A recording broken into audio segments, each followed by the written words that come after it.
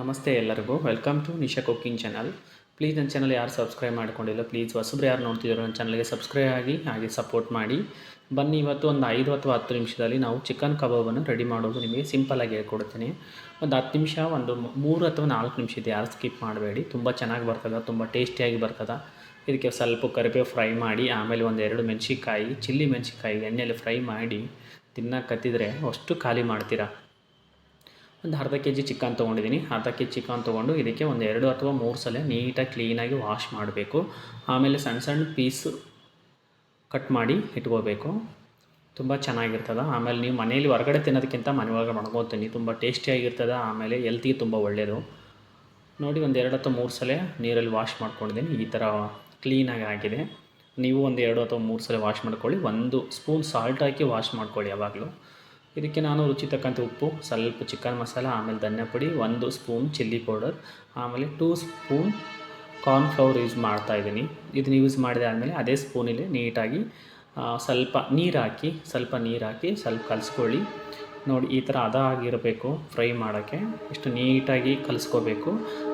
ಇದಕ್ಕೆ ಒಂದು 10 ನಿಮಿಷ 20 ನಿಮಿಷ ಬಿಟ್ಟುಬಿಡಿ.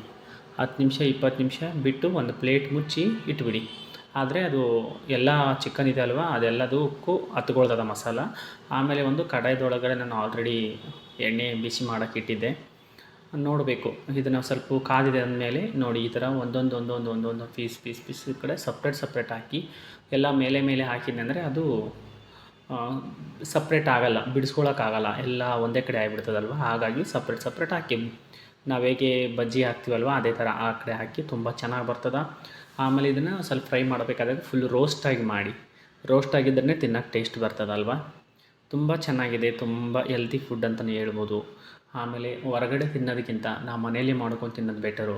ಹೊರಗಡೆ ಆಯಿಲೆಲ್ಲ ಸರಿ ಇರೋಲ್ಲ. ಮನೆಗಾದರೆ ನಮ್ಮ ಮನೆಯಲ್ಲಿ ಸನ್ಫ್ಲವರ್ ಆಯಿತು, ಯಾವುದಾಯಿತು ಒಳ್ಳೆ ಆಯಿಲ್ ಯೂಸ್ ಮಾಡ್ತಿರ್ತೀವಲ್ವ.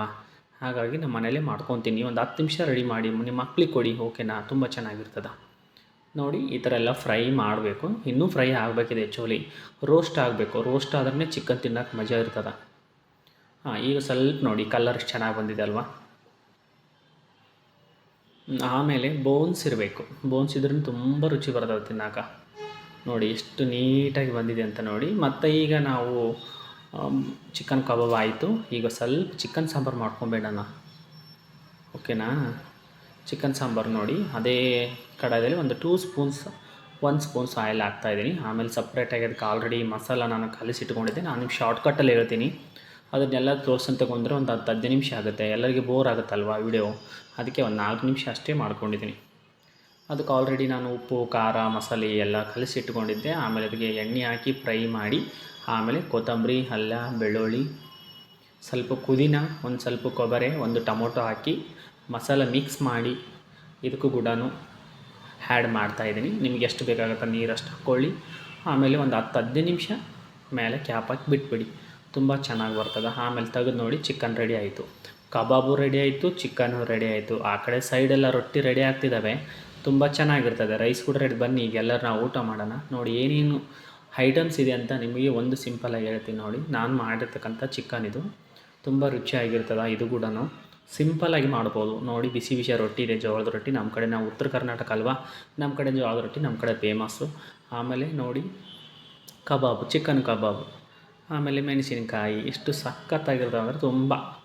ವೈಟ್ ರೈಸು, ಆಮೇಲೆ ಈರುಳ್ಳಿ, ಲಿಂಬೆಹಣ್ಣು ಇದ್ದರೆ ತುಂಬ ಮಜಾ. ಥ್ಯಾಂಕ್ ಯು ಸೋ ಮಚ್ ಎಲ್ಲರೂ.